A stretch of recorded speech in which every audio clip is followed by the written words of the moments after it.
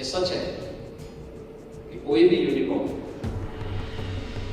बिना इनोवेशन के आगे नहीं बढ़ सकता।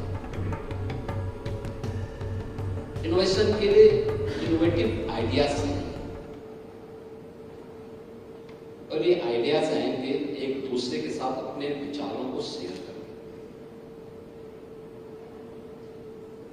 विचार कहीं से भी मिल सकते हैं और ये विचार की परंपरा आज से नहीं, बहुत प्राचीन काल से है। याद करिए, दुनिया के सभी प्रकार के रामायण की आधारशिला बनती है वाल्मीकि रामायण। वाल्मीकि रामायण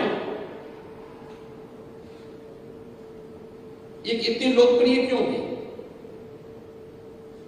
वाल्मीकि रामायण के लोकप्रिय होने का कारण है कि महर्षि वाल्मीकि ने उसे व्यवहारिक संस्कृत में नहीं लिखा, बोलचाल की संस्कृत में लिखा। व्याकरण की संस्कृत नहीं है, व्यवहारिक संस्कृत है, जिसको हम सामान्य बोलचाल की भाषा में करते हैं। इसलिए कोई भी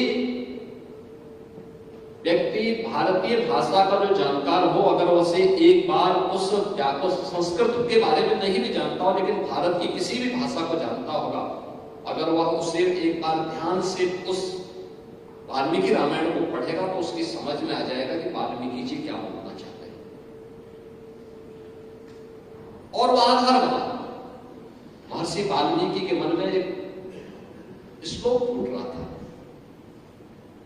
उन्होंने कहा, मैं लिखूं किसके बारे में, ये समझ में नहीं आ रहा।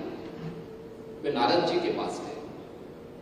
उन्होंने कहा, मेरे मन में एक श्लोक आ रहा है, लेकिन मैं उस श्लोक को एक ग्रंथ के रूप में रचूं तो किसको रचूं?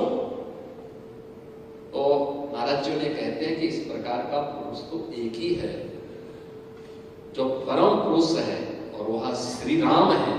उनको आधार बना करके आप अपने इस ग्रंथ की रचना करें। आप मुझे बताइए कि अगर विचारों का आदान प्रदान नहीं होता तो क्या रामायण जैसा ग्रंथ हमारे सामने आ पाया होता? नहीं आ पाता।